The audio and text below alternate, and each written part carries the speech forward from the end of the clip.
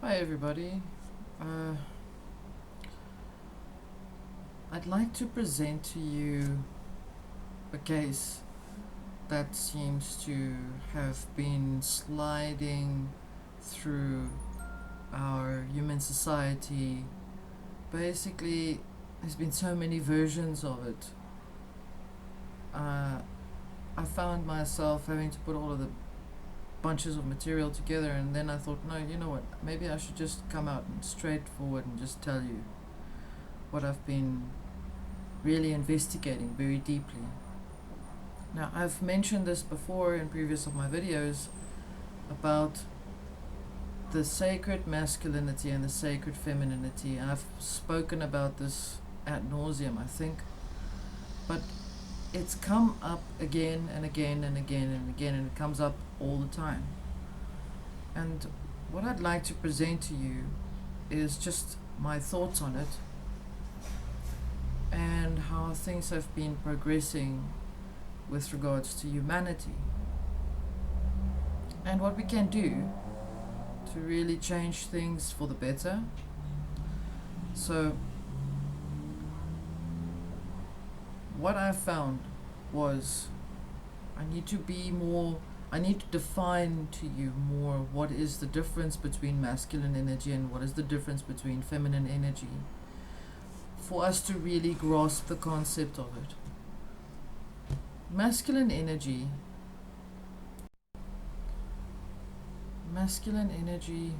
if I think about it, is very active, proactive, driven, electrifying,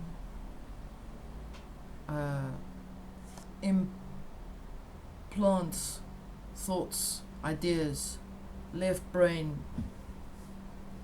Feminine energy is very caring, nurturing, magnetic,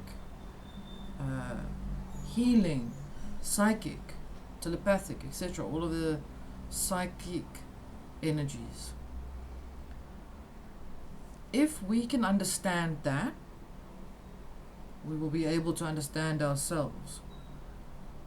And in understanding that, we then apply it to ourselves, where we are aware of sacred masculine energy and sacred feminine energy within ourselves. That we can never exist without the one or the other. They have to be together within. Now, bear in mind, this is not sexual consciousness. This does not mean it's about being gay or any of those sexual connotations and labels that are placed on sexual consciousness. It's got nothing to do with that. It's got nothing to do with physical gender. It has everything to do with sacred masculine energy and sacred feminine energy connected in a balanced manner and converging in the heart, which is electromagnetic frequency. Remember, masculine is electric, feminine is magnetic, electric, magnetic, electromagnetic. Knowing this, we move on to the next thing.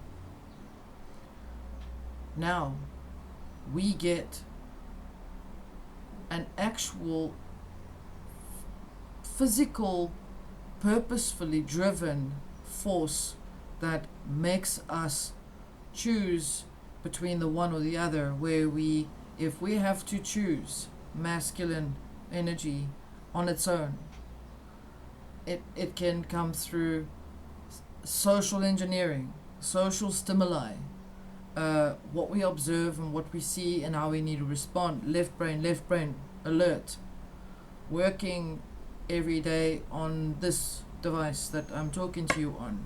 Is left brain functioning?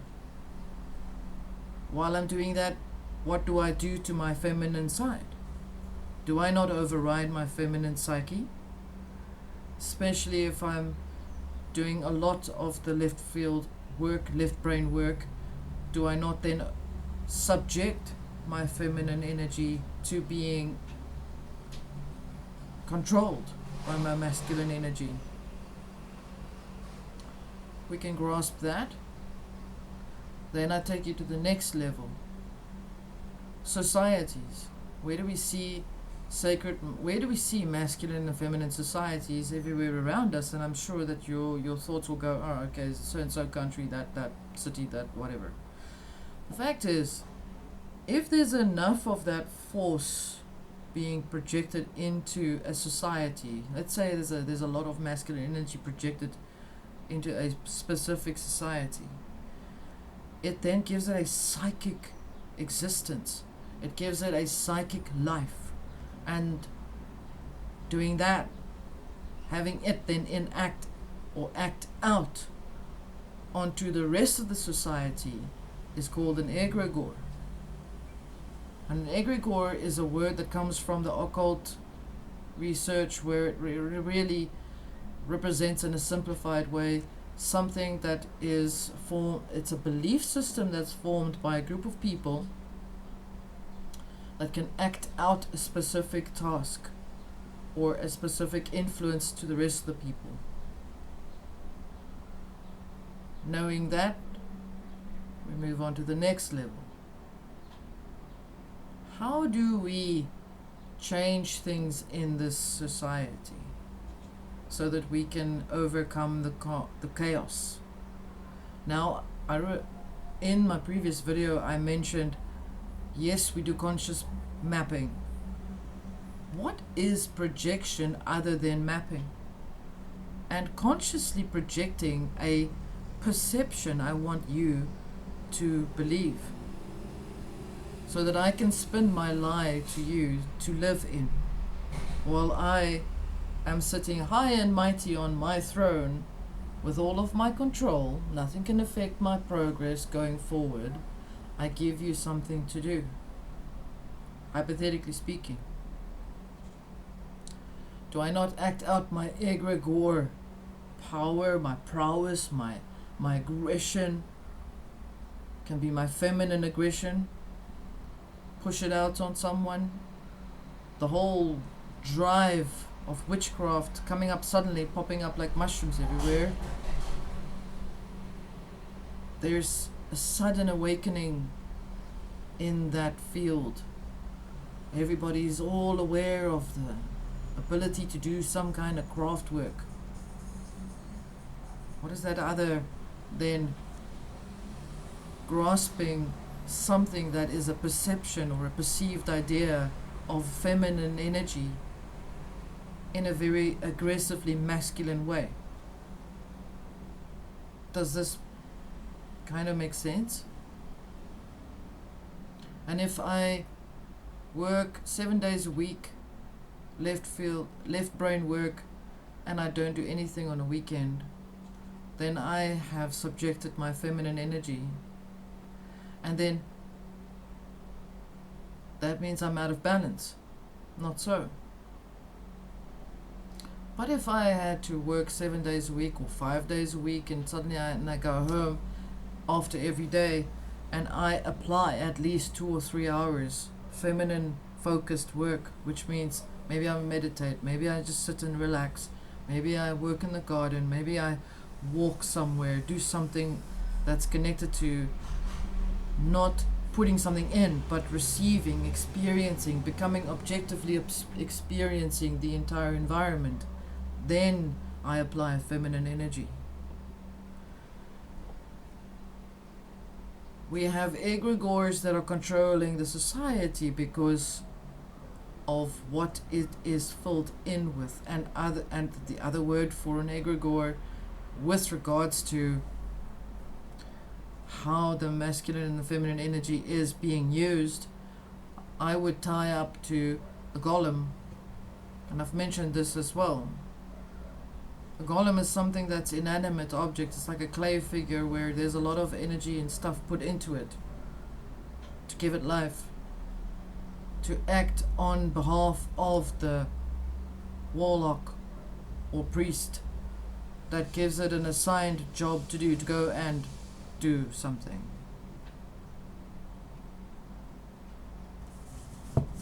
Is this not a golem?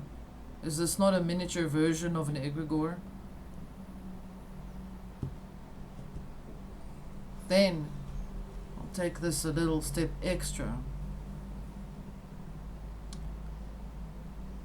I've noticed that abuse against masculine or feminine energy, it's abuse against mankind. It's not specifically channeled to only men or only women or children or innocents. It is abuse from man to man, because there is no balance between the sacred masculine and the sacred feminine energy. And the only reason that happens is an example, and this is extreme. If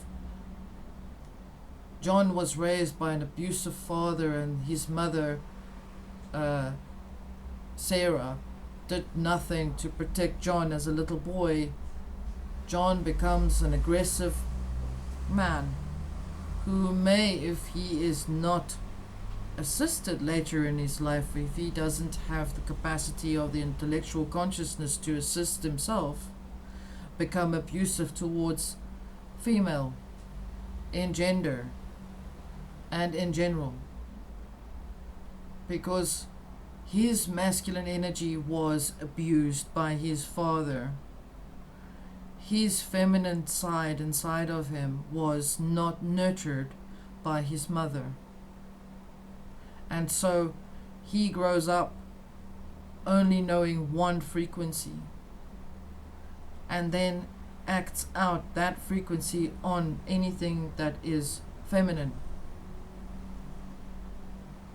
Bear in mind, this is only if it is in extreme cases, okay? Because I'm not saying that every John will behave this way.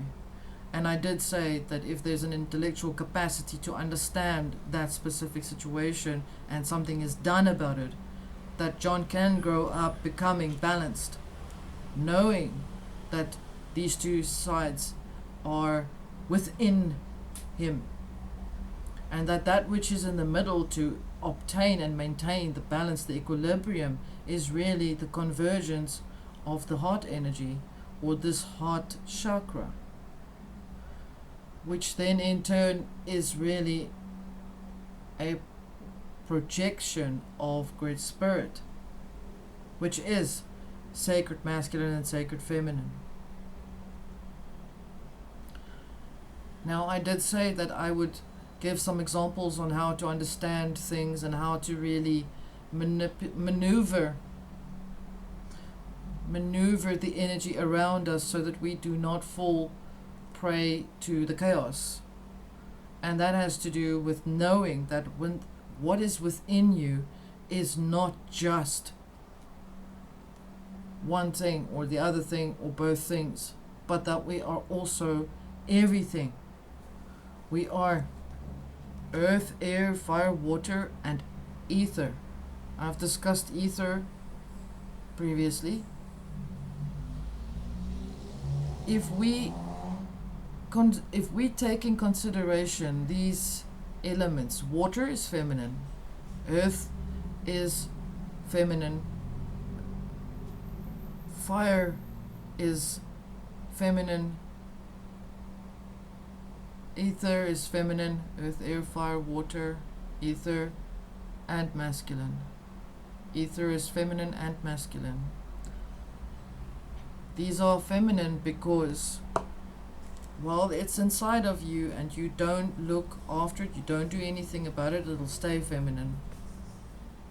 May sometimes come through in a dream where you dream about a child, which is either a little girl or a little boy, depending on who you are or what you're going through. If it's a little child and you're already in your adult life, provided it's not a dream about being pregnant or anything like that, but that little child, if it's a boy, it means your masculine energy needs to be worked on. It's dwarfed. It's not matured enough yet. And if it's a female, the same applies. So I know that I'm jumping all over the place, but I'm trying to bring it all together for you to understand that really the best way to bring a balance into the society that appears to be chaotic is that we need to understand that we will be influencing our immediate environment in a creative chaotic manner and not a destructive chaotic manner, as it is revealed to us, as it is forcing us to accept. Now, according to the laws of the universe, a third version is then sent out to bring light. That version is masculine and feminine. It is, in other words, androgynous. There is a deliberate inversion of that specific element. And again, this has got nothing to do with sexual chemical or consciousness at all. This has to do with an element, a frequency that's come in that is masculine and feminine. It is balanced. In other words, I'm thinking and I'm doing. I'm thinking and I'm feeling. I'm doing and I'm feeling. There's a balance between those things at all times, at every moment of the day, at every second, at every hour. Forever, actually. We don't grasp the balance between the sacred masculine and the sacred feminine energy, then we will not understand how to progress forward. We are those beings, if we are in balance, that are androgynous.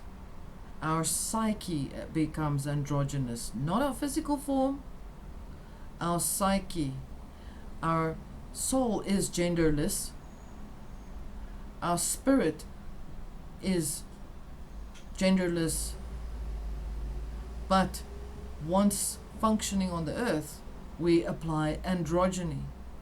Androgyny is a spiritual principle that represents the balance of sacred masculine and sacred feminine energy at the same time. And what do we get in society? What they're doing right now is they're creating an inversion of this very spiritual progress that we're going through, and they're replacing it with something like this that has got no sex. It's not masculine, it's not feminine.